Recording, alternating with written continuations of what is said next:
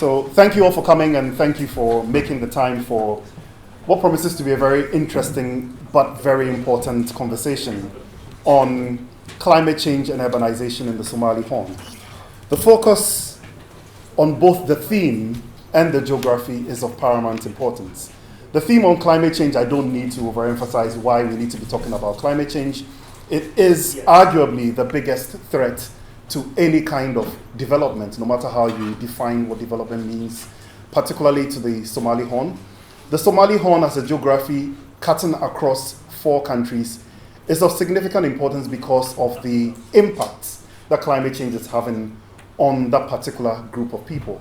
Having an impact on livelihoods, having an impact on identity, on welfare and well-being, and other untold impacts. Over the last 4 years, the rates at which climate change has brought dire consequences on the region has actually accentuated. And experts of all kinds, researchers of all kinds, will call it 4 years of failed rains, where we've had below average, below normal rainfall, leading to extensive, pervasive droughts, which has an impact on food security and a number of other cascading impacts. And millions of people are threatened with farming, millions of people are affected in different ways.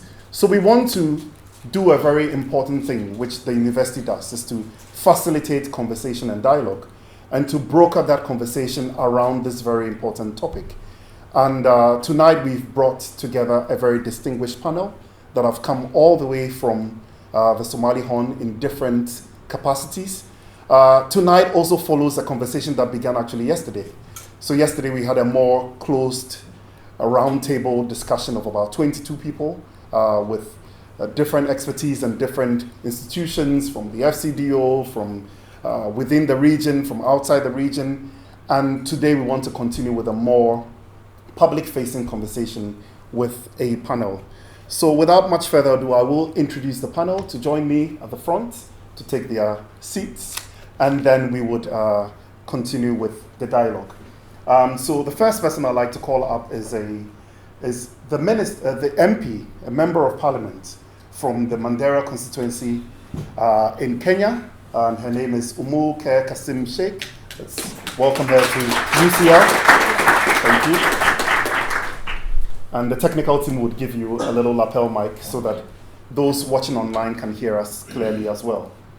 The next person to join is a very good friend of mine, Harik Bekele, who works as the UN Habitat Country Director for Ethiopia, but works specifically with a lot of interest in the Somali region. So Harik, please join us at the front as well.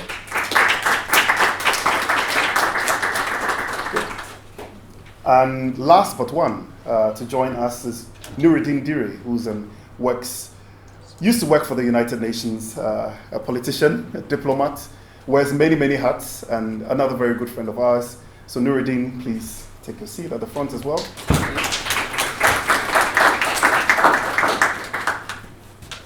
And there will be one more panelist, in 3 minutes, joining us. And when they come out, I'll properly introduce the Minister of Finance of Somaliland, who has extensive work, not just in that portfolio, but across planning and development in the region, and will be joining us. So the format of this evening is quite simple. There is a preamble and a question that I have asked all the panelists. And to make it fair, because I work as an academic here at the DPU, and we often ask the same questions to all students. So not to students, but we ask the same question to all the panelists, to reflect on a regional approach to building resilience and a response to climate change, but with a particular emphasis on urban centers in the Somali Horn. Each respondent will reflect on their own entry points based on their expertise, based on their work, based on their interests, and hopefully give us a bit of a concrete examples. With that as an introduction, we would spend some time in a broader conversation and discussion in Q&A, and I'm happy to take that conversation a bit more wider. There will be also responses from the floor at that moment, because I recognize that there are many other experts in the room and many other dignitaries from the region who couldn't make the panel, but we would like to speak from the floor as well. So we can take that at that moment. So the reflection is responses to climate change, building adaptation, building resilience, particularly in urban centers, regional approaches to the Somali Horn. How are we dealing with this pervasive problem of climate change? Everyone will speak from their own lens, their own angle, their own perspective with a few examples. That opens up a very big conversation, and then we can have a discussion afterwards. Is that okay? So without much ado, the first speaker will be Nuruddin, and Nuruddin will share some reflections on what can we do about this pervasive challenge of climate change and the need for resilience in the Somali Horn. Nuruddin, over to you. This is for the room. Thank you very much, Professor Emmanuel. I think Professor Emmanuel said everything we were supposed to say. And the lesson here is never let a professor to be a moderator. Because with their academic itch, they will have a lot of things to say, which will take the floor and be on it. But thank you very much, and I'm very, very excited to be here tonight with these students, scholars, researchers, people that we look for ideas whenever there are challenges and whenever there are issues, and in order to turn those challenges into innovations and into opportunities. And I'm hoping that's what we will at least kickstart tonight, budding academics and researchers taking some of these extreme difficult questions. But today we're here to talk about the twin challenges of climate change and urbanization in the Somali Horn. The Somali Horn, as Emmanuel just described, it goes across 4 countries: Somalia, Ethiopia, Kenya, and Djibouti. People, about 30 million people living in these different polities, but they share across similar challenges of climate change and urbanization, as they do have similar livelihood. And the climate change situation and challenges in Somalia is really extreme. It goes from extreme weather conditions, whether it's very bad, very severe, very earth-scorched droughts that devastates livelihoods, to the other extreme of extreme flooding, which equally, if not more, also devastates livelihoods. And that kickstarts a huge influx of communities from rural areas coming into urban centers that were already struggling with their own challenges and stretching all their resources and all their capacities. And excellent. And that's the picture we see. But also, I also see an opportunities within this picture, where all these challenges are calling for innovations, for opportunities, where these urban centers that are seeing the brunt of the climate change in the Somali Horn can become centers for innovation, can become centers for resilience. And resilience is what really can describe the Somali Horn. If I can give different examples, because although the epicenters of climate change and urbanization in Somalia are across big cities and big towns in the Somali Horn, but they have their own different challenges and unique challenges, which also calls for specific innovative solutions for each of them. For example, in Mogadishu and Hargeisa, they are struggling with rapid expansion that Mogadishu and Hargeisa are doing, with all calling for sustainable urban design and sustainable water management and sustainable green spaces that can relieve some of the real issues of overpopulation and overexpansion in Hargeisa and in Mogadishu. in cities like Galkayo, for example, which is at the center of Somalia, which has been well known for clashes and community clashes, where the fault lines of Somalia lie.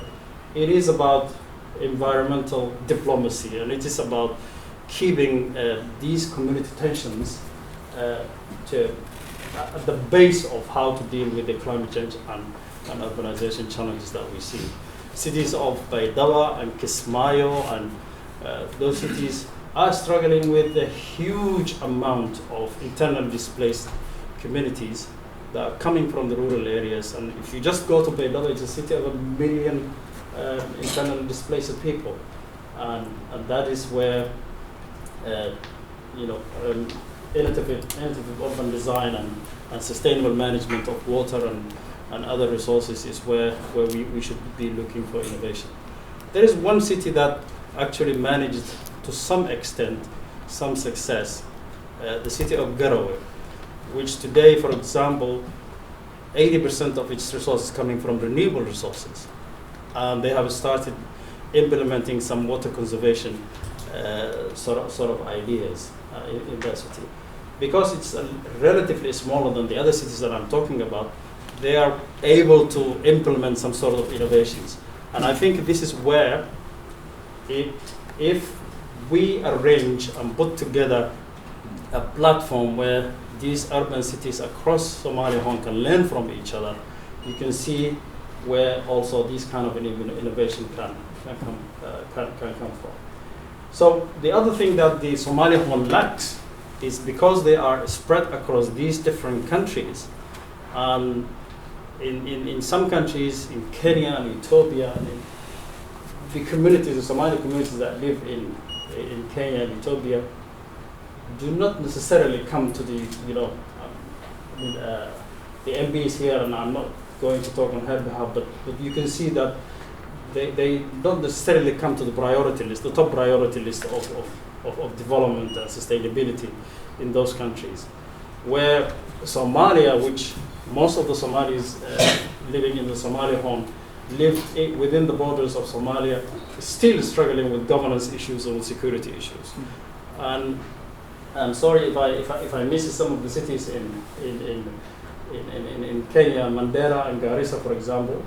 In addition to all others we mentioned, all challenges, they have also a particular challenge of dealing with cross-border securities from extremist organizations within the Horn that is really active, very active in that area. So these are the challenges, these are the innovations and opportunities for innovations that we can look for: sustainable urban design, sustainable water management, community cohesion, environmental diplomacy, and all the rest of it. But coming back to my original point of saying that what the voice that the Somali Horn lacks also is an issue in the international forums.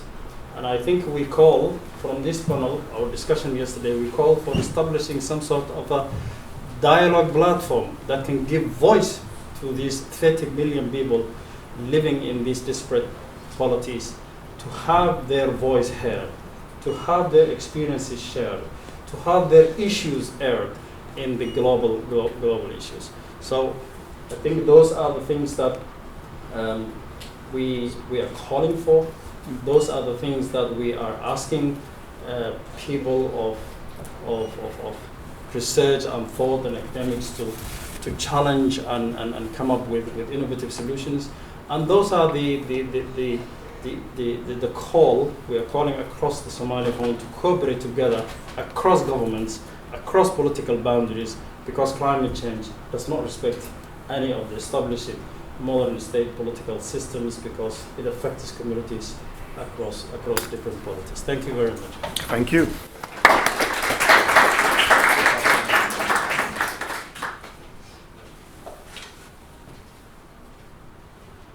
Thank you very much, Nuruddin. And I think you raised some very important questions, particularly the diagnosis of rapid urbanization as an underlying factor and the need for innovation.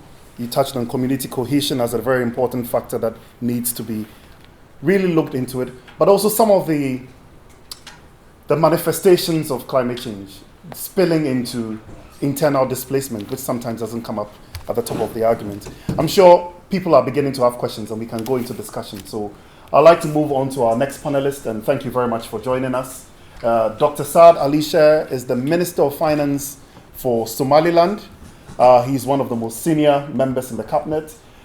He wears multiple hats and has extensive experience, not just in finance, but actually across the development portfolio. So he comes into this room as arguably one of the most experienced politicians from the region that can speak to us not just on his current portfolio, but across the wide-ranging impacts of what climate change is doing and what development looks like and where we can think about it as well. So thank you very much for making the time, and I would invite you to share your reflections on this broad topic as we continue. Well, thank you very much for inviting me. It's a pleasure to be here. I have traveled from the Horn, 7,000 kilometers. So I prepared a short presentation to make my travel well. And the theme of the conference is climate change and urbanization in the Somali Horn. I will focus on climate change. For the limited time I'm allowed, I will leave urbanization to others. That does not mean that urbanization is not important. It is. Even though the population of Somaliland is only 5.5 million, we have 1,698 settlements in 101 districts. We believe that about 50% of our population have already settled. And cities are growing at a rate of 3 to 4%, which means the urban population will double by 2045. That requires careful planning and enormous investment in physical and social infrastructure. With regard to the climate change, the phenomenon is not new. A Google search shows that in the last 800,000 years, there have been 8 cycles of ice ages and warm periods. What has changed is the role of humans. The current temperature of the Earth is about 1.2 centigrade higher than it was in the pre-industrial era, or about 250 years ago. This rapid increase in the Earth's surface temperature has been due to heat-trapping greenhouse gas emissions, namely carbon dioxide and methane and nitrous oxide, generated by burning fossil fuel to produce energy for our factories, homes, and transport. In the Somali inhabited Horn and elsewhere in Africa, that led to hotter temperatures, extreme unpredictable weather patterns, cyclones and floods, frequent droughts, falling water tables, falling water quality, erosion and desertification due to disappearing ground cover, disappearing indigenous species and loss of biodiversity, aggressive invasive species, and deforestation due to charcoal production.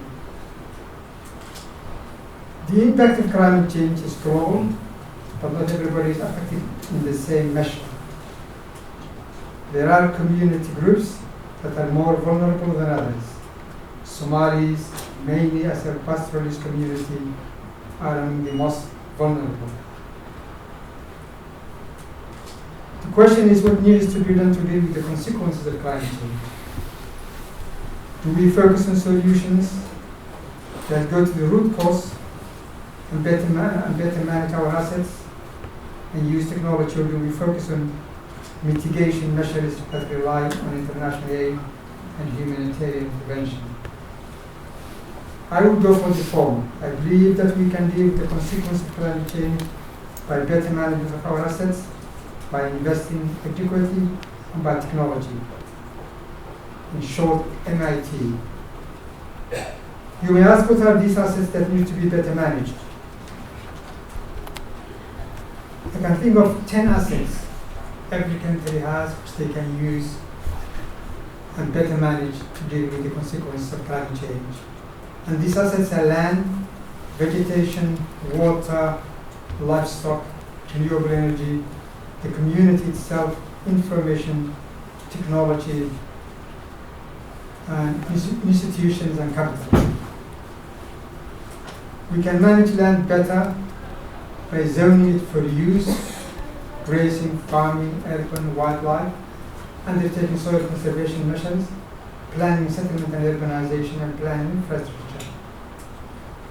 With regard to vegetation, we need to create forests and grazing reserves, undertake reforestation, rehabilitate grasslands, and set up plant nurseries. The third asset is very important, is water. We need to manage better by harvesting rainwater, building acute dams, creating water reserves, carrying out watershed management, mapping groundwater deposits, desalinating water, that's two practice, and working on artificial rains. The other asset which we have is livestock. We need to manage better by optimizing herd size for maximum income, creating animal feed reserves for at least one season, and introducing livestock insurance.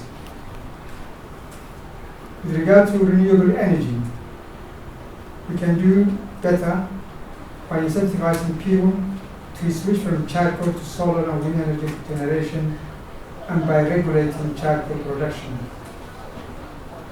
The fourth asset is the community itself. We need to establish community climate change or drought committees at district level, give community ownership and control over local area assets, create community vigilante environmental protection groups, and organize community for participating voluntarily in works of urban conservation and reforestation.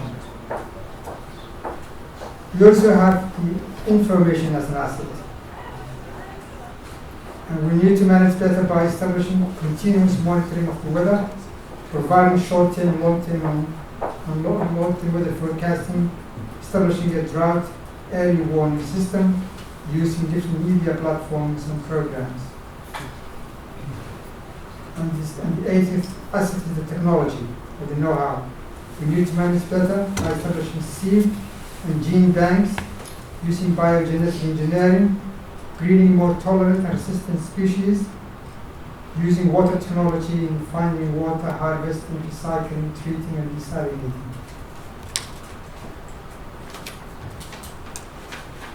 One more pitch to go.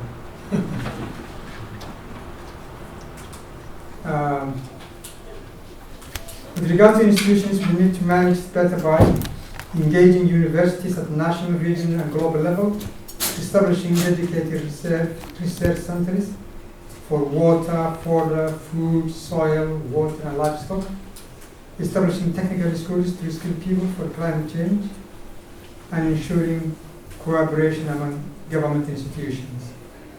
With regard to finance, we need to establish a climate change fund, which must be contributed to by the government and by the international community as well. And the other question is, these are the 10 assets I have started with.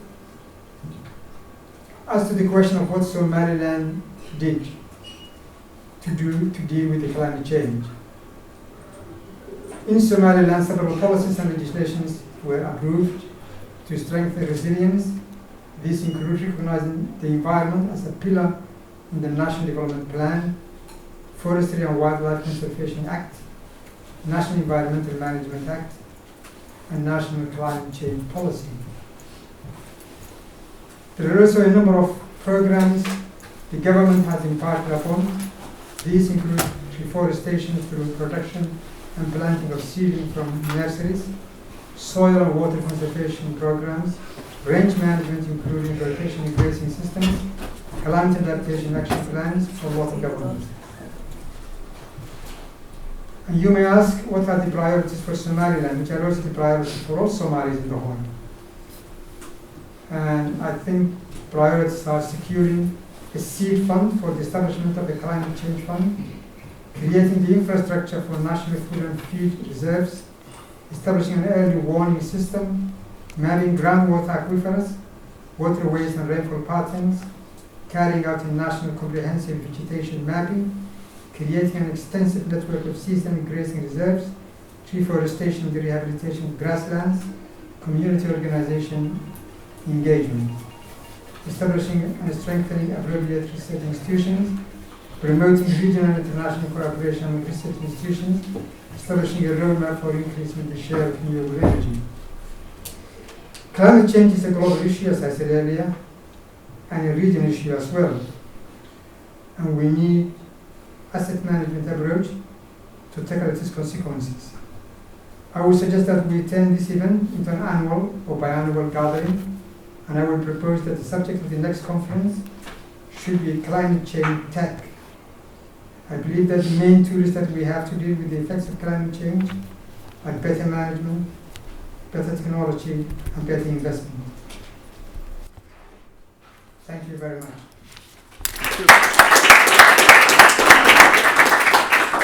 Thank you very much, Dr. Sher. And maybe just to comment on your last statement about institutionalizing this and making it an annual event. And we hope that this will be the beginning of something bigger that the university can facilitate. And thank you for making the time. I like your angle of looking at better management of assets, not just resources, but assets. And that disaggregation of 10 different types or categories of assets is very enlightening. I would love to read the paper in detail some more. But moving on, I'm going to invite my friend Umul Ker Sheikh, who is an MP from the Madeira constituency in Kenya, to give us reflections, but also with the progression of the dialogue, you can see how we're now beginning to have a bit more of a grounded feel and to reflect on that constituency, a very important constituency, a border town as well, a border area as well, and to share a bit more of both personal but professional reflections as she tells us a bit more about herself as well and what she does. So, Umul, thank you very much for making it, and the floor is yours. Yeah, you need the other one for those online. Good evening, everyone. My name is Umul Khair Qasim, MP from Mandera. Mandera is the farthest corner of Kenya. It borders Ethiopia and Somalia. Basically, you cannot tell the difference between Mandera and Somalia and Ethiopia with Mandera. So, my two other speakers spoke about the issues of the Horn. I will narrow it down to the cross-border issues affected, the climate change that has affected us. First is urbanization came with a lot of consequences. As Somalis, wherever we are, our ways of life is pastoralism. Now, with 4 years of failed rains, came the drought.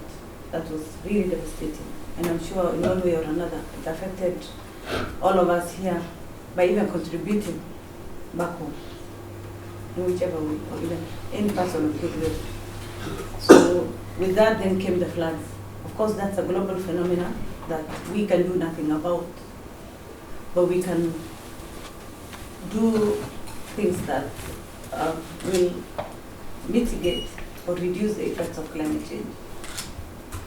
One of it being changing our ways of life. We cannot be pastoralists forever. It's not cast in stone. We will still continue with what we've always done, but in a modern way, a better way. I believe, and I always advocate for dividing the families into those who come to town to get formal education, to advance their lives in whichever other skills they can, and others remain to be in their pastoral life. And also combine agro-pastoralism, where now we have farmers, and when this fails, then we have somewhere to run to. When both fail, then we have also the technical path that we can run to, like skills development. Unfortunately, the illiteracy level, wherever we are, is very high. Somalia and Ethiopia could be affected because of other circumstances, maybe governance, maybe issues of security, but it also comes knocking on our doors, because any benefit that comes to Somalia comes to Mandera, because it's part of Somalia, generally. It's Kenya, but our ways of life, the geographical location, we identify ourselves with both sides, which has its good side and the bad side. The bad side is that the security that comes with it, lack of governance, and generally no vibrancy in terms of businesses or opportunities that would benefit the country that I represent, which is Mandera. Now the issue is then how best, because Mandera now, because the healthcare system is better, education system is better, any other system that improves our ways of life would be better in Mandera. But services become overstretched. Everyone runs there.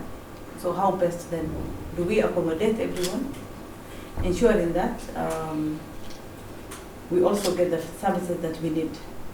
Because when hunger strikes you, poverty gets into you, then there's no difference. That becomes the equalizer, and we all have to have a solution to get out of it together. The solution, I would say, is those who come run into the towns would be helped in skills that would enhance their lives, to adapt to the lifestyle of the towns. Those that remain, because unfortunately, the older generation understands that when a real pastoralist calls you for support, maybe to pay school fees, you know that he has 100 goats or 100 camels, but he will still say, I have no money, because that is an asset that should not be touched. And when it all goes away, then the psychological effect it comes with is really devastating. So we really have a lot of attachment to our animals, whether it's cows, goats, or camels. So, but we need mentality change in terms of we can do without it. We have other lives to live. We have children to take to school. I don't know how best then we can integrate our ways of life with the modern life that is outside there. Because I know we will be spoiled with a lot of choices if we get out of our mentality of only pastoralism. Then how best then do we integrate other issues with it? Then when it comes to the challenges now in the urban settings is of course how it destroys biodiversity, then becomes planning overstretched because there's no water, sanitation becomes poor, we get low level of education. I really identify myself with the other part of Somalia, because when I'm in Kenya, where climate change really hits hard is the part I come from, the northern part, which is 3 counties inhabited by the Somali community.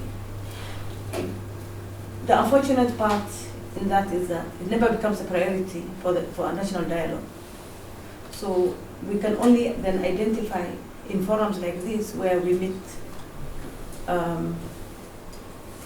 our brothers and sisters from the Horn, so that we address our challenges. So it needs an approach that is multi-sectoral, regional approach that will benefit us without necessarily involving the larger. Of course, climate change affects the whole country. This is a global phenomenon, but it affects us harder because of our lifestyle. Then the solution then therefore comes from us before now it goes to Kenya in general. I think I will leave it at that and wait for the question. Thank you. Thank you very much, Umu. Thank you for highlighting the complexity of the challenge as well. It's a very complex problem, but the fact that it is a threat to the current status quo and the way of life of pastoralism is something that really comes to the surface. But what it means on the ground is that it's actually not that simple. And when you overlay that with rapid urbanization, with cross-border movements, it makes it a very complex challenge that needs a whole of society conversation. And I think that was a very important last point, that we need spaces where the dialogue can be more than politics or more than nation state. Actually, a regional conversation is necessary, because the challenge is not recognizing those defined borders. And actually, highlighting those defined borders raises more complexity than solutions. And actually, that's why we need these kind of conversations. So thank you very much. That's a very fantastic point made. Our last panelist before we go into the discussion is from UN Habitat. And so also giving us a bit of a lens of the other players in the field, particularly international development partners and international organizations that also have both national but also regional lens, a duality of that lens. And so, Harik, the floor is yours to share some reflections. Okay, thank you. It is also my wish if you can maybe Google Somali area and show some pictures so that everybody can have a context where, as I talk. Okay. The reason why I'm asking this is because specifically on the environment, they should see how hostile the environment is. It's just not like any other. When we talk about climate change, resilience, we're talking in a setting where there are no such resources. That's why. In any case, coming back to UN Habitat, I think I should say it out loud that the UN Habitat is the United Nations Office for Human Settlements, one of the UN agencies, mandated to work mostly on human settlements and sustainable urbanization. We do work in different areas globally, and specifically we are present in the Horn, in Ethiopia, Somalia, Kenya, almost everywhere actually. But in zooming on the lens, while promoting for a sustainable urbanization, Ethiopia has 12 regions now. One of these regions is among the biggest regions, a region called Somali region within Ethiopia. And that region is a vast land of both fertile land but also hostile land. And then if you zoom in to the population proportion, 16% of that population is displaced within the region. So in planning for a sustainable, well-planned cities within the Somali region, the proportion of the internally displaced people and the refugees coming within the Somali region is not usually looked on, despite a big number. So in promoting for sustainable urbanization, we look at cities. One example that I can mention is the regional capital, which is called Jijjiga City. And in developing the master plan of the city, the presence of IDPs within Jijjiga City is something that was overlooked years ago. So that is when UN Habitat also was working on a project in improving the lives of IDPs within the Somali region. So these are IDPs that are displaced both because of conflict and because of climate change. So zooming in on city planning in Europe, in Western countries, here we are promoting about walkable cities, cities that can be giving service within 15 minutes, but also walkable in terms of diameter.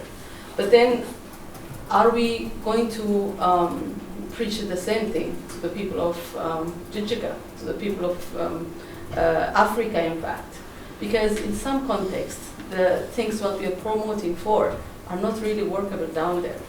And then if you look at the livelihoods of these people, the ones in the urban areas are like, you know, any modern city, you go to work, the financial sectors are there, maybe not so much on the technology, but overall plan to be a smart city still underlies. So in doing so, while looking ahead, while looking for that leap, rather than, you know, walking towards a smart city, everybody wants to leap, jump where everybody is, how do we deal with this big number of IDPs that come to the city and then sometimes reside within the cities. So in terms of recognition, it's something else, because sometimes these people don't live there, don't live within the city.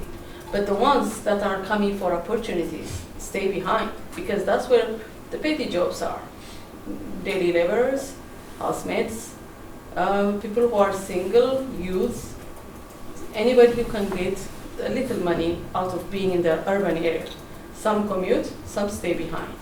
Some stay behind for good, initially maybe renting, but eventually creating this, what we call informal settlements, because they choose to remain in areas that are not well planned, because that's where the rent is cheap.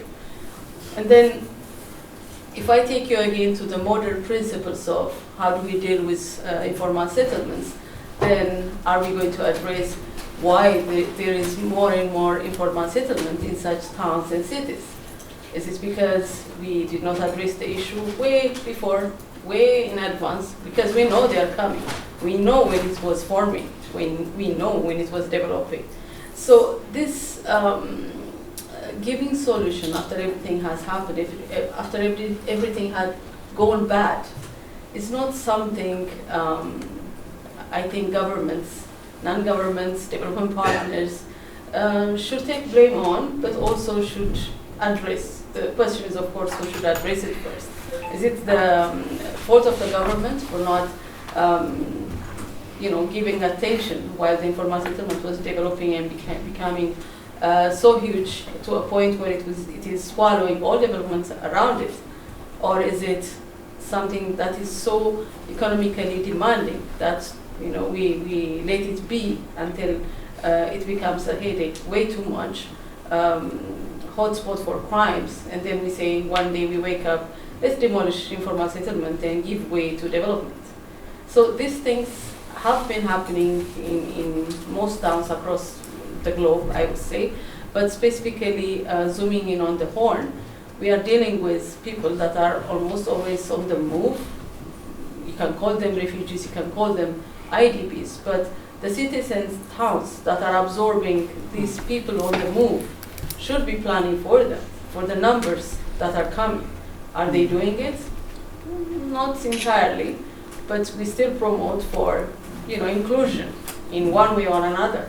Because at the global level, we are also trying to address sustainable development goals for these countries. Are we localizing them?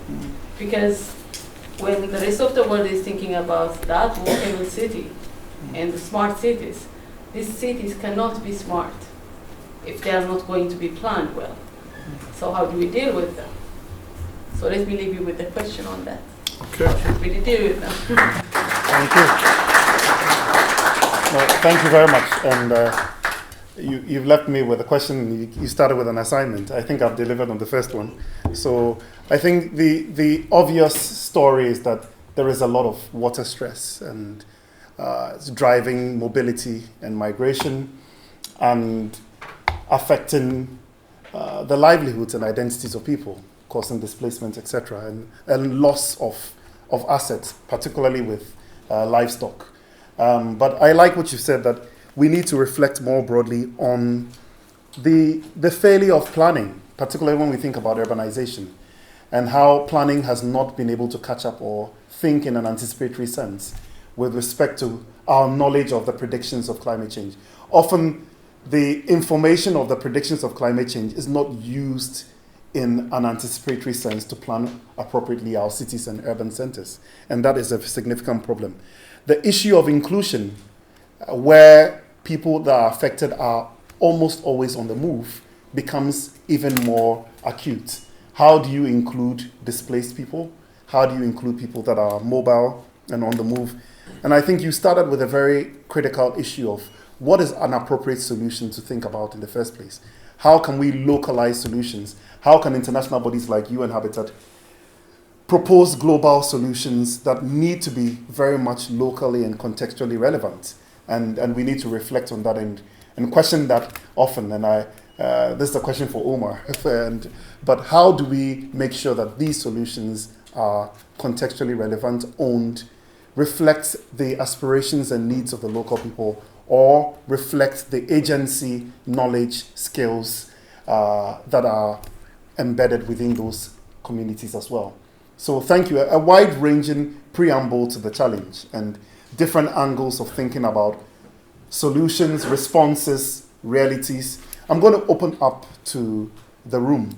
And I think I recognize that there's a wide range of expertise in the room. People have come from the region, people working in different institutions. So I'll take both questions and contributions. So if you can identify yourself very briefly, so not a very lengthy resume, but very brief introduction of who you are, and then say whether it's a question or a contribution, and then we'll take it. We'll take both questions and contributions. So I'll take a first round, and I have 4 takers already. So to start with, and then back, and then 3, and then 4. So introduce yourself and then tell me whether it's a question or a contribution. I'll give you a roaming microphone. I can also talk both. Both. This is for online, and then this is for in the room. The little in the room, and this is online. So hold keep it like that. Yeah. Yes. Okay.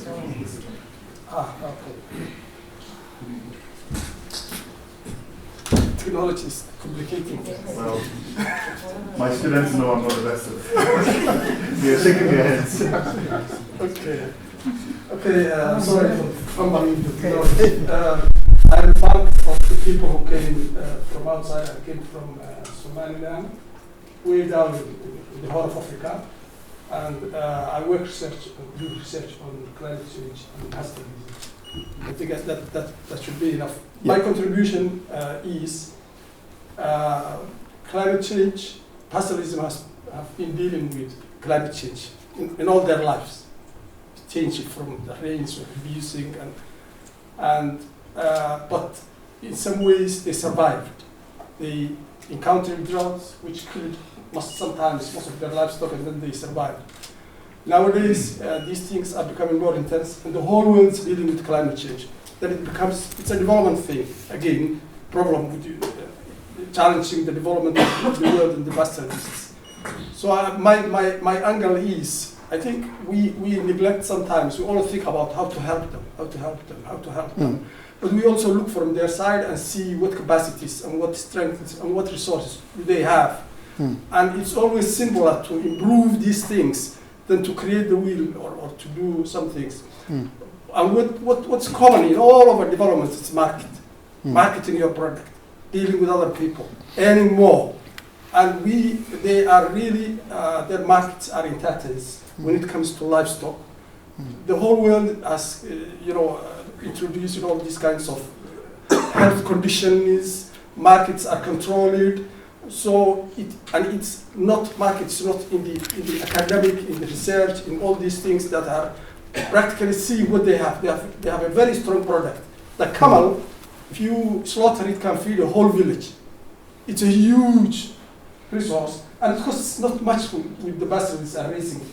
Young children, by the way, like this, can rear a camel. It's a very tame thing. So the market. Now, so that's one of their strengths. We improve their products, we improve how they do, we create access for them in terms of the market. 2, in the cities, if you go to all the cities in the Somalis, at least in the Somali region, the only industry that they have in villages and everywhere is the livestock market. In Hargeisa, in Boro, or in what have you, in Togo Chale, in these markets, by the way, are the OPEC of about the people who earn something, about 90% of them earn from the market. Go in the morning, get some food for something for their families. And it's always a dusty place. It has no shelter, it has no water, it's all dusty and on the ground and makeshift thing. Even improving that, and then improving access to the market. I'll stop there. Thank you. Thank you very much. Thank you. Next person. Both of them.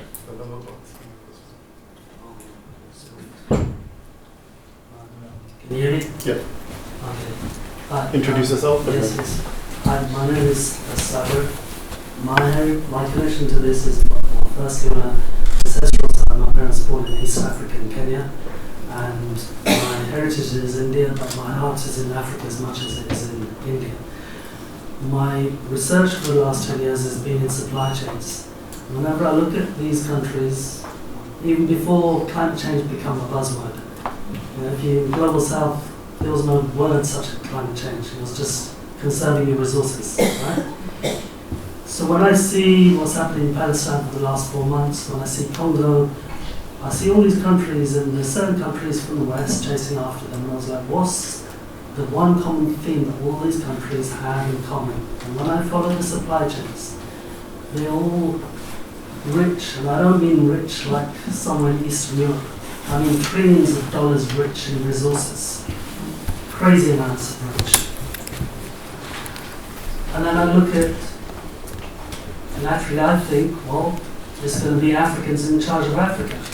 And then I learned 10 years ago there's about 30 American army bases in Africa.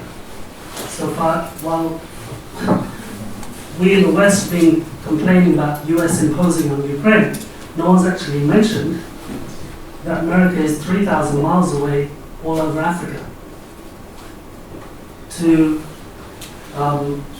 stop the militants in Africa causing havoc, or is it to guard over their resources that they need so we can go green in the West? So my question is, this is a bit of a dichotomy, it's really quite strange. We want to go green, we want to save the planet, but in order to go green and save the planet, whether it's India or whether it's Africa, we have to give the Indians and Africans a solution, which is a standardized seed policy. We have to guard over the resources that we want. And in the last few months, something very telling for me to watch in Africa has happened, which is not on the Somali side, is more Central Western Africa, which is Burkina Faso and Niger, where people think that the terrorists are taking control in those countries. That's so far from the truth.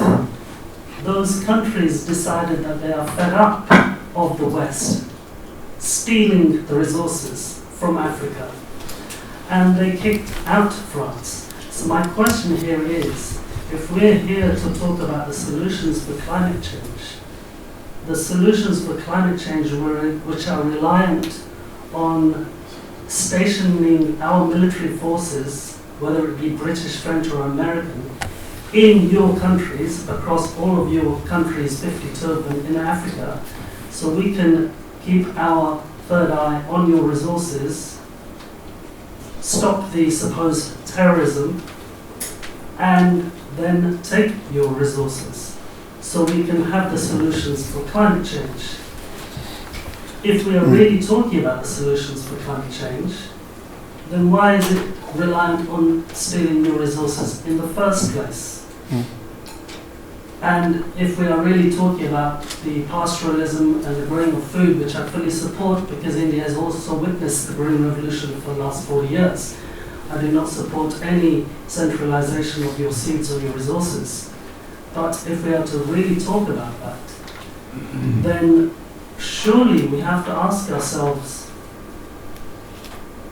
beyond any African country, which is the only countries that have the rights, the sovereign rights to make decisions in their countries, what is the purpose of the United Nations? What is the purpose of the IMF, which has no sovereign right in these countries?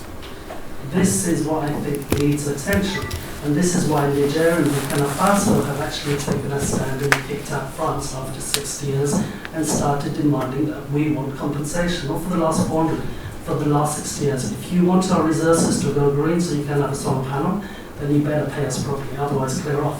So are we talking about this, or are we just going to pay lip service, whether it's Indians or Africans, to the West, to the French, to the Germans, to the British? Okay, thank you. Thank you very much. Two more for this round.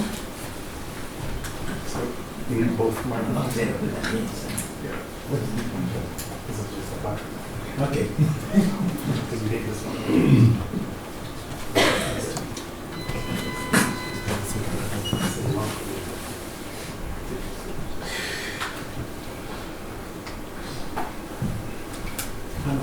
My name is Makhnoon.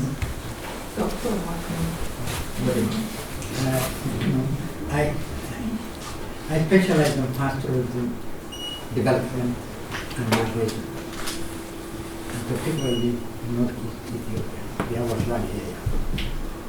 Now, when I first came this evening, I saw the title of the meeting, and I knew something was missing. And I hope the university could address it, because two of the speakers have already addressed it. But I was so pleased to hear and to listen to the minister who made reference to the root causes, and to the Muhair, who actually spoke about the relationship between pastoralism and development, because that's what affects urbanization. You cannot look at urbanization in isolation to pastoral crisis. Of all pastoral states within the Horn, their main state is still 80 to 85% are still pastoral, and we don't talk about it, we don't discuss it, we don't address it. And I just wanted to know, it's possible for your thought to actually bring the pastoral crisis, the crisis in pastoralism, to urbanization. Urbanization is a result, among other things, is a result of crisis in pastoralism. And I remember 10, 15 years ago, listening to a Somali poet and asking him, what is the problem in the Horn of Africa? He's dead now. He told me, because he told the audience, he said, that's the end of pastoralism. Good. Good. Good. Thank you. Final reflection, and then we hear back from the panel. Usman was very well.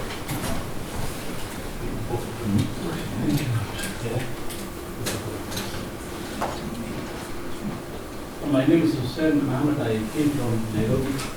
I work with IGAD in the Climate Protection and Adaptation Center. I work on a climate change adaptation program in the Horn of Africa region. So I see one solution to be, now the region is in the paradox. So we spend millions of dollars every year, and the next year number of people who need food increases, so you be shocked. So the reason is, I personally believe that are we doing the right thing? Are we reacting after disasters happen, after shocks happen? So I see that we need to not be reactive in when it comes to disasters or when it comes to climate change, but we need to do what we call anticipatory actions, so that we respond to problems before they happen. I work with communities everywhere in the Horn of Africa, and they are moving. We cannot stop rural migration. It's voluntary, you cannot stop. But at least if you help them in their place, if you build their resilience, if you assist them with water, if you assist them with root seeds, like the minister was saying, if you assist them with early maturing crops, varieties, working with research institutions, that can be a solution to the problem. So if you are talking about urbanization now, I came from Jijiga originally. So Harry was speaking about Jijiga and how it is. People are moving from the rural areas because they have no choice. They have lost their livestock. And every year we go do emergencies as firefighters, and we don't have a solution to it. It's coming again and again. So I see the solution that we do anticipatory action, we do forecasting, we do impact forecasting. That's how we can solve the problem. So that's what I want to add on this. Thank you very much. Thank you very much. Thank you. So I'll come around with the second round. I just want to give the panel a minute to respond. I think it's a mixture of questions and contributions, but very brief reflections from the panel. There were 4 of them, and I've used my discretion to apportion them. So, Honorable Minister, if you can take the first one on the markets, the role of markets, the diversity of markets, the connection of markets to helping to solve the problem. I think the second one on supply chains and the hidden cost of going green. That's how I wrote down the question, and the questions of sovereignty and sovereignty of resources. Nuruddin, I give you that big question on what is the hidden cost of going green, and Africa's sovereignty of its own resources, and any reflections on that one.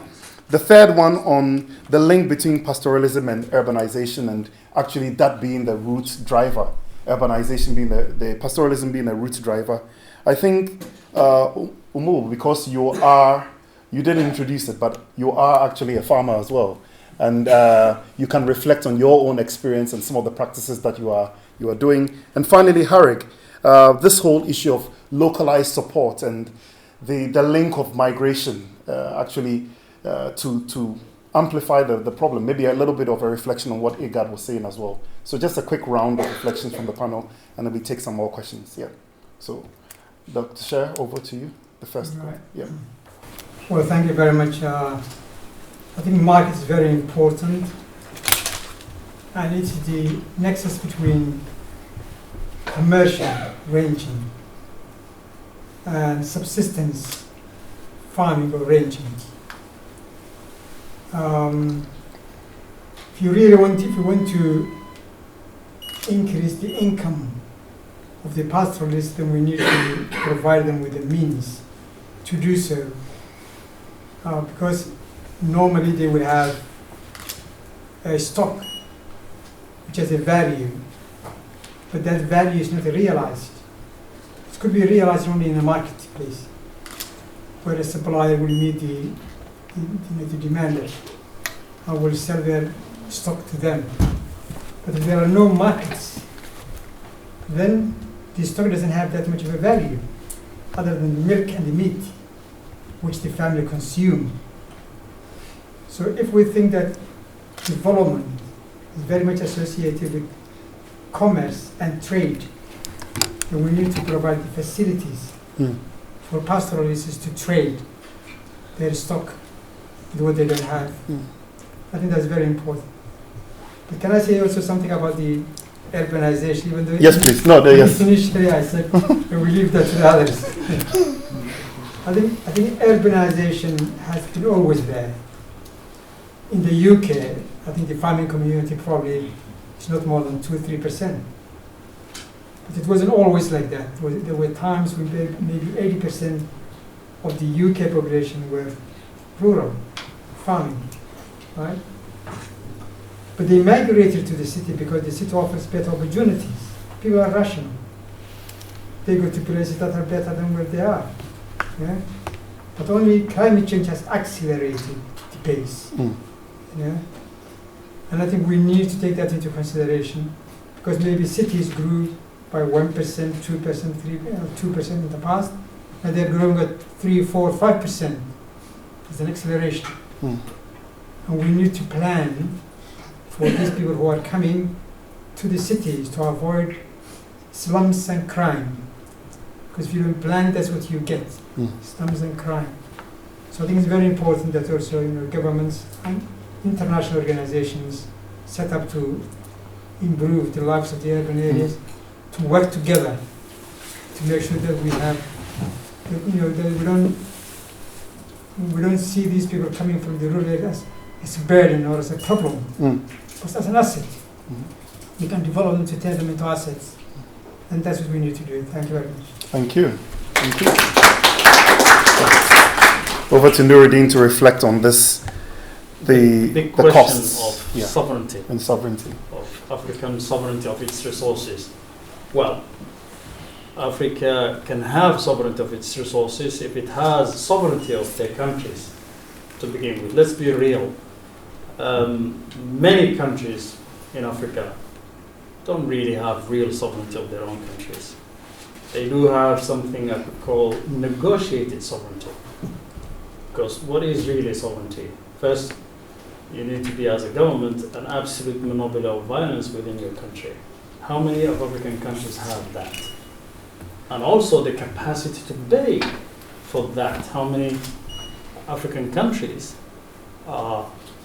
can say that they really do have that real solid sovereignty for these countries? So there are no angels in this world. And of course, if they can get their way in order to have access to your resources, that will happen.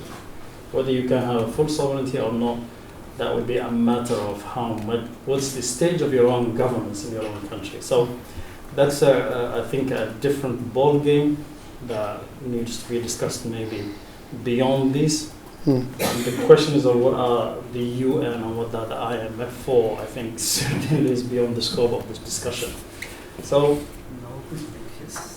beyond, I mean, it's The agenda of the it's another agenda. We're discussing the climate change and urbanization challenges in the Somali Horn, and Somalia is and the Somali Horn and the communities within the Horn of Africa have their own challenges of security, challenges of resources, challenges of stabilization, challenges of so many other issues. So that will be discussed. But if I go back to, I think I really would like to stress what Dr. Fadl said, that the nexus of climate and security, which is really being brought to the fore nowadays. He's right. Nomads and pastoralists, that's what they have been doing, climate security. They've been coping with extreme weather conditions, and they have had capacities within their local knowledge to have reconciliations whenever conflict happened. But what happened with Dr. Fadl, as you know, is that the capacities for both that area has been overwhelmed by the new mechanized, globalized conflicts that are happening across the Somali Horn, but also the extreme sort of an impact of climate change, whether it's extreme sort of an erosion of pastoralism, whether it's an extreme weather conditions that have really overwhelmed the coping strategies of these pastoralist communities, nomadic communities, that they have built this local knowledge over thousands of years. But there's the question that you're saying that we need to enhance those lost capacities or those damaged capacities to cope with climate security and climate change. It's really a valid point how we can also build on that, because for security especially, nomads have really, and pastoral communities have huge amount of experiences in order to resolve conflicts within their communities, and in order to strengthen the community bonds that can be rekindled. But it is exactly right what Dr. Fadl said. It is not only what we can do for them; it's also what we can learn from them, and how we can also research those kind of lost capacities. Thank you. So, thank you very much, Nuruddin. Thank you. Over to you, Harek. Any reflection on the connections with migration? I think it's come up again, but any quick reflections also from an international organization perspective, and then we end. Yeah. Okay, I'll make it quick. We all agree that cities are engines of growth. That's where the most contribution of GDPs come from, is when cities are healthy and generate wealth.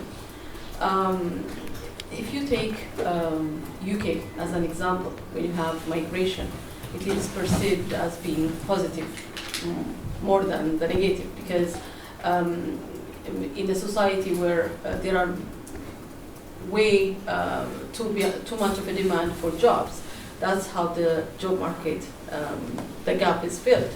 But in the context of the Horn of Africa, in the first case, the cities are not that big, but then also the unemployment rate is very high. So what this means is that in a city setting where infrastructure and services are limited, they're not even enough for the residents of the cities. And then the job markets are already not there, even for the residents of the city. So when migration happens, the migrants are seen as a threat rather than an asset. So that's where the conflict comes. So what do we do about it? There's a lot that needs to be done. Can it be done with the limited resources that the governments in these countries have? That is something that we believe should be prioritized, but at least in planning for it, there should not be any surprises. Thank you. Thank you. Good. Great. The unpacking that nexus between urbanization and pastoralism, and if I may provoke you to share a little bit about your own personal experience as a farmer as well, and what you are doing personally. Yeah. I'm actually not a farmer alone, but I'm a pastoralist as well. Yeah. I had camels in my small ways. I will pick it up from where Harry left it. Migration, of course, has its positive and negative effects on the lives of our people. Of course, on one part, they're seen as a burden. The other part is they're seen as a burden because they have no any other knowledge other than the life that they were used to. So our conversation actually should start from there. We live here with more questions than answered that needs a lot of research on. Because that is now when they will start getting into unnecessary lifestyles. I like how you said, then what happens after climate change? Well, the effects of climate change. Then pastoralism ends, as you said. Then knowing that that is going to come sooner or later, then how best do we maintain our ways of life? How do we modernize it? How do we get out of it? Is it the end game? I think these are questions and things that we need to reflect on so that we can come up with solutions that are viable. I liked about the market because now our people have been left alone with no government support, no any other support, no goodwill from governments. Markets alone does not help. You create markets, but then facilitation towards that market, roads, water points. They've been left to figure out for themselves.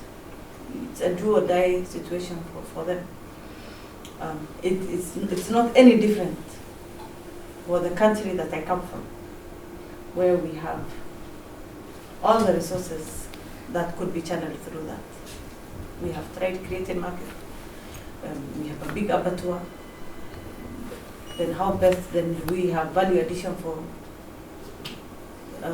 livestock products? There are so many things that needs to be unpacked. The pastoral communities are on their own as we speak.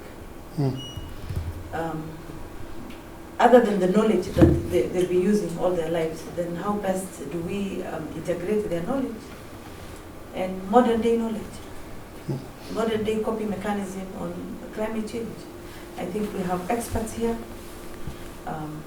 My work is to represent the legislate.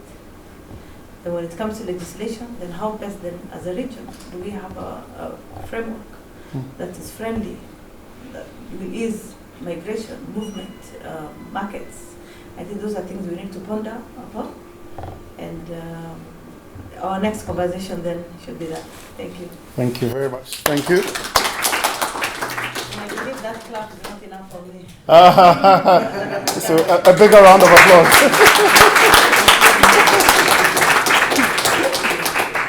So thank you. I recognize that we are coming up to the top of the hour. We'll take one more round of reflections. And I would like to invite those of us who can that we have a reception afterwards right here in the foyer for more discussion and some drinks and stuff for us. So don't rush off if you don't need to. So one more round of reflections. There are a couple of questions online. So there are people online. I'll start with the online questions to the panel so you can take note of them. 2 questions, and then we'll come back to the room and then we'll wrap up for today. So the first question is from Zainab Ibrahim, who's online. Says that given the impacts of climate change on Somaliland and its lack of international recognition, how can we ensure that discussions on climate resilience and adaptation in the region include the perspectives and needs of its inhabitants, particularly indigenous communities, despite political barriers? This is a thesis on its own. I think, Zainab, you can register for a PhD and we'll be glad to supervise you. But probably, Dr. Shire, if you can think about that, it's that given the impacts of climate change on Somaliland and the lack of international recognition, how can we ensure that discussions on climate change in the region include those perspectives of the locals despite the lack of international recognition? Big question, but good for you, Dr. Shire, to reflect on that. The second question is from Louis Bonilla, says that as we are moving towards a very difficult future, how is Somalia preparing or should prepare in terms of planning to ensure water security in the near and far future? Nuruddin, so how are we, as we head for a difficult future, how is Somalia preparing or should prepare in terms of planning to ensure water security? I saw 3 hands, or more than 3 actually, so one. Where's the... Yeah. Just quick introduction of who you are, and then, well, there's a question or contribution. Tell me. Questions. Of course. There you go. Both of them. Like this? Yeah. Okay. Assalamu alaikum, everyone. My name is Hashim. I work as a climate change consultant, but I'm also one of the directors for an organization called Somalis for Sustainability. And we're basically an advocacy group for a lot of young people and Somali people that are trying to really have an impact back in the country, but also just trying to utilize more of the skill set that they have, wherever they live. The question I have is actually one for the panel. I think a common thread that was talked about is whether it was the talk about IDP relocation and settlement, effective urbanization strategies and for sustainability, whether it's more pastoral support, all of these things. I think one of the things that kept coming up in my head was a question of resources, and a question of not only resources, but specifically capital. What is the best way to potentially fund these type of operations in the future, and what is the future? What does that look like? I think there's been a lot of conversations around potential increasing of industrialization. Even one of the brother mentioned the resources that exist within the country. Is the question here to utilize some of the resources in the country that would ultimately harm global sustainability, but it would improve climate resilience within the country, which is kind of a very paradoxical question. Or even things like looking at global institutions like the UN, or is it trying to get to these funds, whether it's the loss and damages fund, the adaptation fund, and things like this. So really, what would be your ideal situation for how to get capital or resources to fund the changes that you guys want to see? Good, thank you.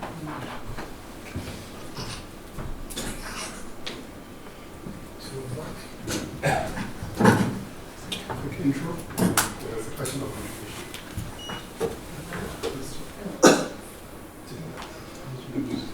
Yeah. Okay. Hello. My name is Yolanda Shakava. I work for the Foreign Commonwealth and Development Office. I'm my colleague. I'm based in Nairobi, so it's been very nice to be here for this event. Just visiting, but I work a lot on the Somali Horn of infrastructure and urban development. So it's very interesting discussion. Actually, my question is very similar to what you just raised. Right? The scale of the challenge is huge. It's coming across very clearly.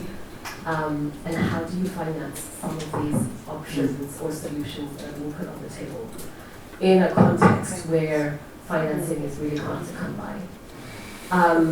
And we talk a lot internally. Somalia is one of the most climate vulnerable countries in the world and receives one of the least forms of climate finance, for example.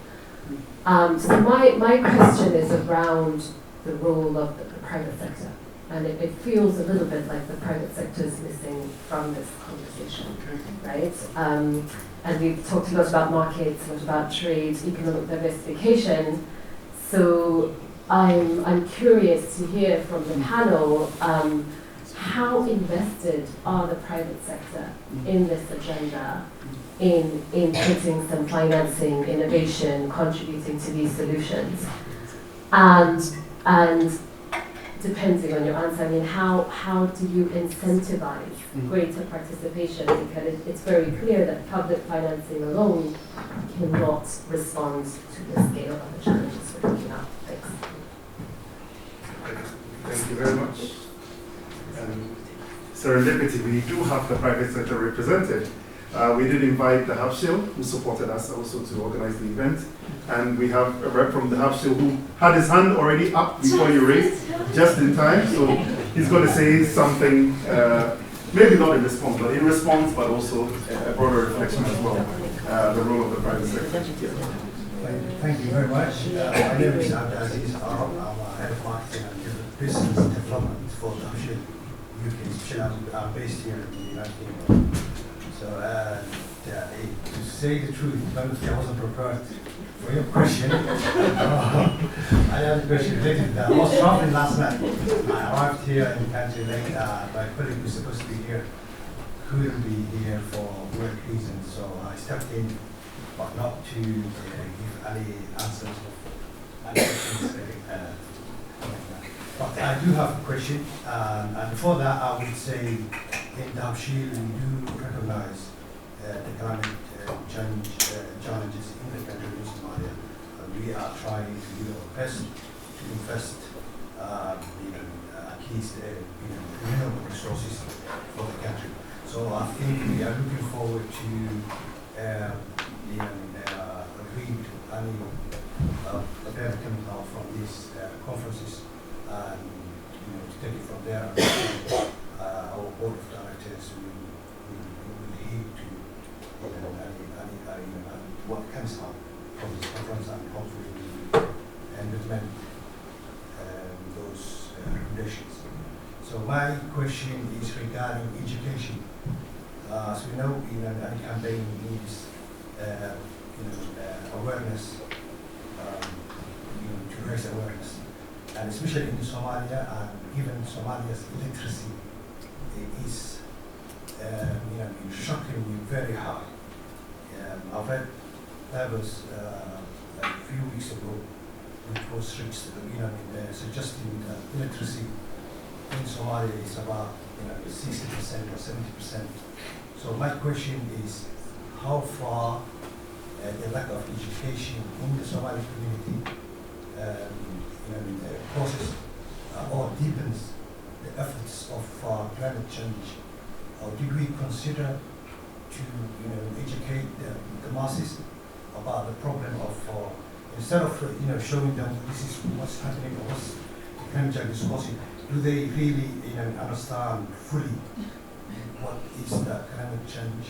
I was also searched on my own, trying to find a translation about climate change into Somali language, and the best the Google could give me was a couple of words, which was said in Somali, isbeddelka cimilada. But then isbeddelka cimilada is just a literate translation. It doesn't give or understanding of the magnitude of the problem. So education for me, I think, is a huge problem. And I would like to ask the panelists if there was any consideration regarding to educate the masses. Already it's been done, how far it's gone, and what's the plan for that? Thank you very much. Thank you. Thank you. Thank you. So I think we can turn back to the panel.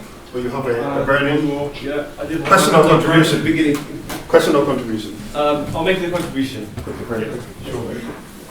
Thank you very much to the panelists, to those organising. I think my name is Hamza. I'm part of an organisation called UK Somaliland Alliance, British Somalilanders who are doing lots of activities back home, including helping with climate change. So we were involved in actually the drought response in 2021, 2022 in Somaliland. What we were able to very effectively do is mobilise the diaspora community to fundraise in the UK, in the USA, EU countries, Middle East as well, to help people water trucking, livestock, fodder, all of the kind of emergency response that we need. I guess what we learned in that exercise is having a multidisciplinary approach is really, really important, and that kind of happened by accident. We found out volunteers included lawyers, doctors, accountants, environmental scientists, and that worked brilliantly because we could come at it from lots of different perspectives, think about how do we finance, how do we sort the logistics out, how do we make sure we get emergency healthcare and medicine. And I think that's missed sometimes. The second thing we noticed was even when we collected funds and we tried to transmit it to Somaliland, and hopefully this goes to the question that's been asked, because Somaliland is not internationally recognised, it is deliberately excluded from the global financial system, from the United Nations, from the African Development Bank, from the World Bank, from the IMF. So we pay lip service to climate change, not in this space, but in other spaces. And then we have contradictory policies that are upheld, outdated policies of non-recognition that are upheld by the international community that make life very, very difficult. We talk about climate justice, and then we impose policies that are politically unjust of non-recognition, where you say to the people, we don't recognise you, we don't recognise your democratically elected government, we don't recognise your institutions, then how on earth do you expect to work with them to help them to address climate change? So my question is, how do we deal with those? My statement is, we need to deal with those contradictory policies. Recognition is really, really important, and there was a question related to that. Yeah. And having a multidisciplinary approach is also very, very important to give people access to banking. We're trying to help people to apply for climate financing, reforestation programs. They just are not allowed to access it because their country is not recognised, and it's causing immense, immense human suffering. So it's elephant in the room. No one wants to talk about it, but it needs to be addressed. Thank you so much. Thank you. Thank you. Thank you very much, Hamza. So just to turn to the panel, very brief closing remarks as well as you attend to the questions, and then we can move into further discussions over the reception in the foyer. But I think that, so Dr. Shire, the first question on recognition, but also if you can touch on financing as well. So recognition and finance. Nuruddin, the question on Somalia, planning, and also finance. And then to Harek, you can touch on the issue of education and also finance, because you're coming, so finance is very cross-cutting. And lastly, Umar, if you can talk about the challenges of private sector involvement and again, financing. So everybody has a main question and then a reflection on money and financing here.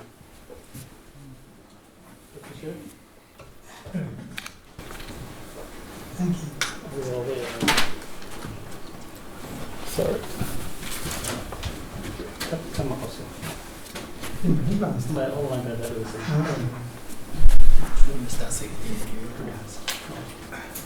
Right. And Somaliland being in the Horn is impacted by climate change. That climate change impact can be addressed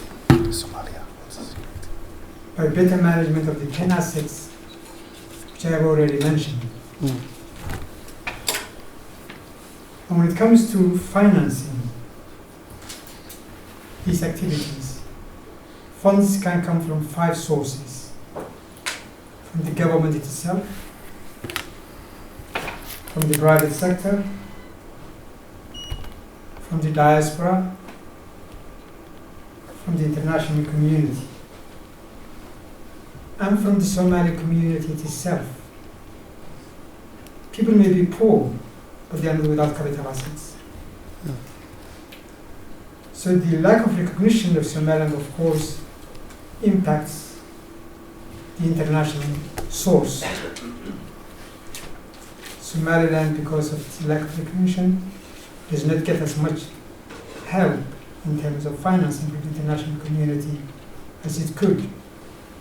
So that's the problem. The other problem I mentioned was that the remittance. Remittance is a very important aspect of our economy. And sometimes, particularly during droughts, the diaspora community mobilizes and sends the money to their family members and friends in Somaliland. And sometimes they meet problems in doing that. Because of the money laundering issues, it's not sometimes easy to remit or send money collectively in large quantities to Somalia. So that's another problem which lack of recognition has. But I think capital is only one aspect. As I said earlier, I think if we take the MIT sort of average in management and investment and technology, there is a lot we can do. I think we always speak the people in the Horn or other African countries in general, when we're talking about droughts and climate change, as victims.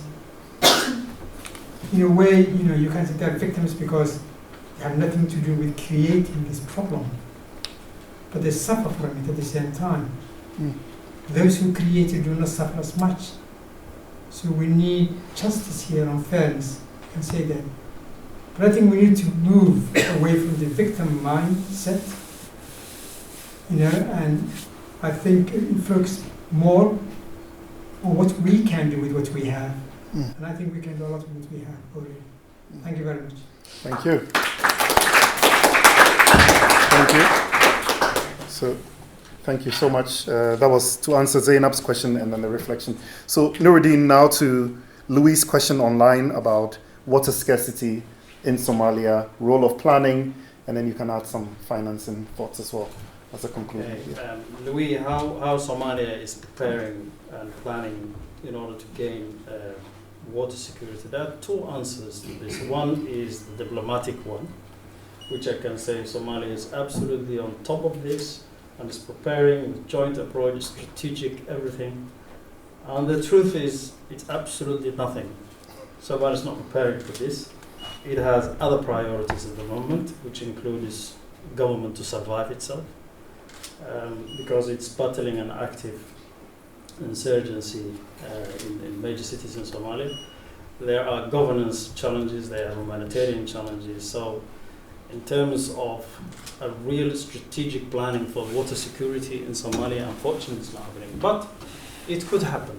And the more the governance capacity increases, we can see the better it can become. I was just mentioning some innovative water conservation projects and managements which are happening in a small scale at some cities and some rural areas. But in a grander scale of Somalia, this thing is not really happening. So that's a very short answer. In terms of what is the ideal situation, the ideal, Hashim I think asked the question, my ideal sort of a preference for funding solutions, I think it's Somali people themselves, Somali government itself. I mean, Somalia, if it deals with the governance challenge they have, with the security challenge they have, Somalia can easily fund itself, manage itself. I mean, the country is rich with resources, whether it is resources under the ground, or whether it's resources in the ocean, or whether it's resources within the country.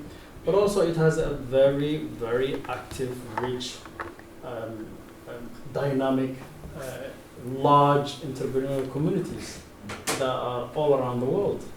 I mean, you just need to go to Nairobi, Khair will attest to that, and see how much of an impact Somali investments are making in Nairobi, in Kenya. You need to go to some other countries that to see. So, I mean, if Somalia deals with the governance challenge it has, it can raise enough funds, both governmental and from the private sector, in order to do it. The companies like the Habshil and Hormuz are talking about billions of dollars of investments that they're making, not only in the country but in the Horn of Africa. So the key questions is how we can have a stable governance, how we can deal with the security challenges, and then I think we can look into a Somalia that can take more responsibilities. In terms of, let me just have two quick contributions before I make maybe one final concluding remark. The private sector are becoming marginally interested in solutions, especially where they see incentives in terms of return on their investments. Renewable resources is one area which is becoming very important in Somali private sector investments in major cities. water and utilities investments are also are seeing a little bit of inclusion in terms of sustainable design and sustainability, and I think which can be encouraged more. One thing that I can say is the UN, Africa Development Bank, IMF, or World Bank cannot be the ones solving each country's problem, because it's not sustainable and they come with hefty prices sometimes. But focusing on education, we are trying to pull something that was already done. The solutions are there, we know the challenge, we know the opportunities. So I think the will, first of all, should come from governments, be it local or national government, but at the local level, whatever is out there as a resource, I would say with capacity building, with knowledge sharing of best experiences, that's where all needs should be made. I think the dependency has been, I don't know, a failed attempt, I would say. So looking inwards and to whatever resources that local governments, national governments have, and then capacitating the people, the communities themselves can bring in a more sustainable solution than problems. That's what I mean. Thank you.